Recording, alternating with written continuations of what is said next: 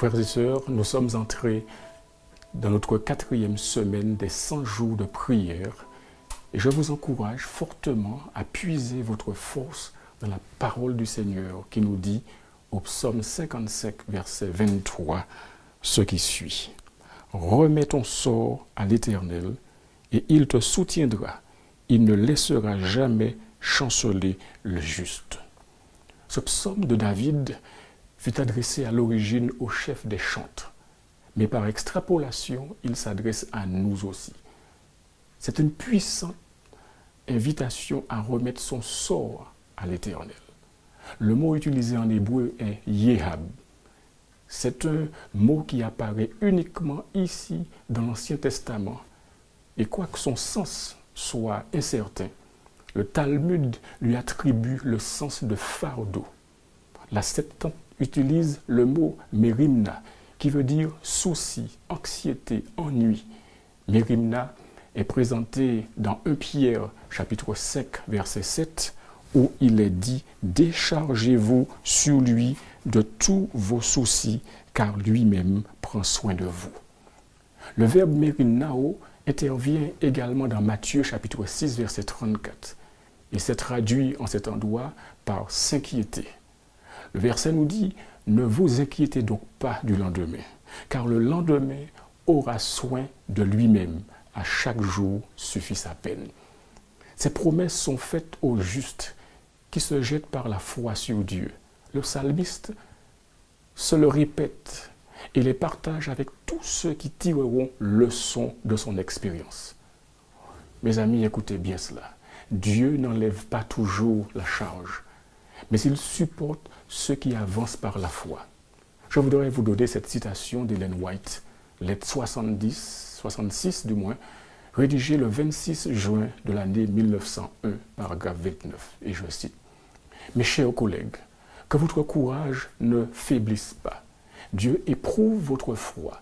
Le chrétien trouve toujours une aide puissante dans le Seigneur. Lorsque vos efforts sincères, vous faites une pause parce que vous êtes incapable d'obtenir l'aide nécessaire, alors remettez votre sort à l'Éternel. Contentez-vous de le lui laisser, convaincu qu'il est fidèle à sa promesse. Que fera-t-il et comment aidera-t-il? Nous l'ignorons. Mais tout ce que nous savons, c'est que le Seigneur ne fera jamais défaut à ceux qui mettent en lui leur confiance. Quand il aura pleinement éprouvé la valeur de ses ouvriers, il les fera sortir, raffinés comme l'or éprouvé par le feu. Je voudrais laisser quelques questions à votre méditation. Comment expliquer que Dieu fasse grandir votre foi et vous éprouve? Quelles sont vos promesses bibliques préférées que vous réclamez lorsque vous luttez? Je voudrais vous inviter cette semaine qui commence, comme un défi à relever, à trouver un nouveau verset biblique qui vous encourage. Alors mémorisez-le, puis partagez-le avec quelqu'un qui a besoin d'encouragement. Nous sommes pleins de gratitude au regard du développement des choses et nous louons le Seigneur en sorte que nous pouvons voir une réduction significative du point de vue de la mortalité suite au Covid-19 en Europe et dans d'autres parties du monde. Loué soit le nom du Seigneur. Prions le Seigneur. Notre Dieu, nous venons auprès de ton trône de grâce pour t'adorer. Toi, le seul vrai Dieu, créateur des cieux et de la terre, qui n'a pas hésité un seul instant à envoyer son Fils unique, Jésus-Christ, pour nous sauver de la pandémie du péché, en mourant sur la croix infâme du calvaire, afin qu'un jour, nous n'ayons plus de problèmes dans notre monde.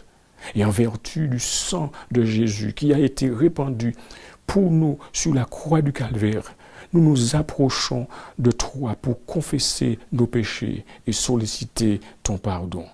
Et fort de ton pardon, nous t'invitons à prendre la direction de notre vie pour que nous ne péchions point contre toi. Ô Père, nous intercédons auprès de toi pour les professionnels de santé en première ligne qui continuent à lutter contre cette épidémie.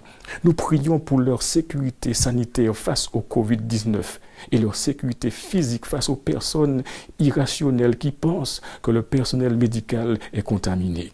Nous te prions, Père, pour un équilibre entre le confinement de la population mondiale et l'ouverture de l'économie et des activités au moment propice, aussitôt que les conditions seront sûres afin que l'économie et les entreprises ne soient pas complètement détruites.